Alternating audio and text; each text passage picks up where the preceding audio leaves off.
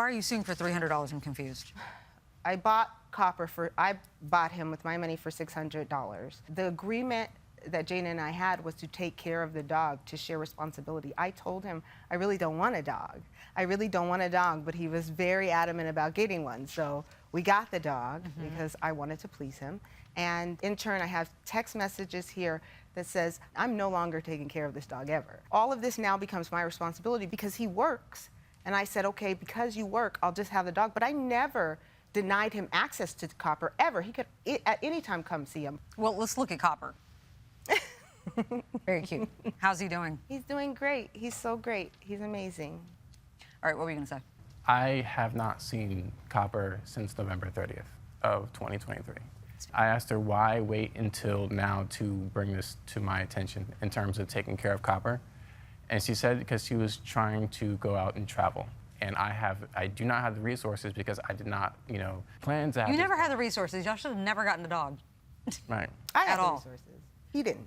But you didn't even want the dog. You said you wanted to get the dog for him. Right. All right, I'm going to open it up.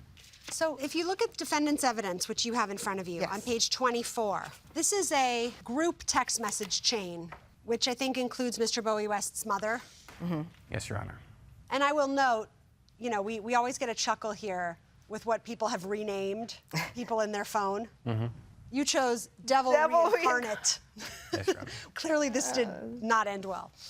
But my question really is to you, Ms. Jordan, because here you say in all capital letters, I've given both you and your mother $1,500. That was purely semantics. I didn't mean to say given. I meant to just say, because right after that, I said I'm taking them to court for it. So given was the wrong word to use. Next time, don't capitalize the wrong word.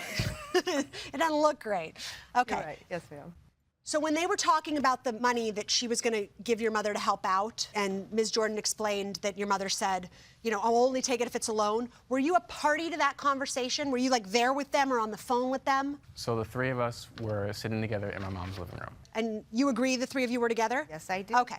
All right. I do have a question. You do say in your answer that the plaintiff took it upon herself and deposited $1,000 into my mother's account. How did she do that?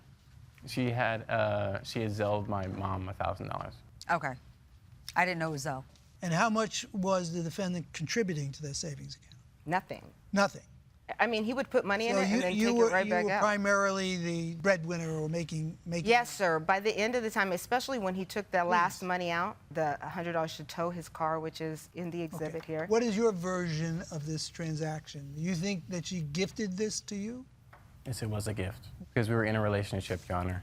I feel that the way you phrase your answer is, since we were in a relationship, anything that she gave me is not reimbursable. Well, life isn't that way, and even relationships don't work that way. No, Your Honor. I don't believe that nothing is reimbursable. It just wasn't the discussion that it was a loan to be paid back. I had also given her money in a relationship, obviously, as well. As you know, in a relationship, you do things out of love. Is there any corroborating evidence that this was a gift? Is there any acknowledgement on the part of the defendant that he owed you this particular Yes, Your money? Honor, on Exhibit G. Exhibit G, your exhibit? Yes, Your Honor. Page 24 says, nonetheless, he nor I no longer want to be indebted to you. No matter what the timetable, you will get your money. If for no other reason, then the price was too high on the moral level to begin with. But that's his mother speaking. I'm suing both of them. No, you're suing that, but I'm looking for evidence where he personally acknowledged this as a loan rather than a gift. Do you have any additional evidence? I don't have any additional evidence, Okay. Your Honor. You wanted to say something? Yes. The only reason that, Keep your voice up, young man. The only reason that she promised it as something to be paid back in that text change because she was under duress. All right. Thank you very much. We're going to excuse the parties while we deliberate in this matter. Okay, Ms. Jordan, Mr. Bowie West, we have deliberated and reached a unanimous verdict. This case comes down to the burden of proof.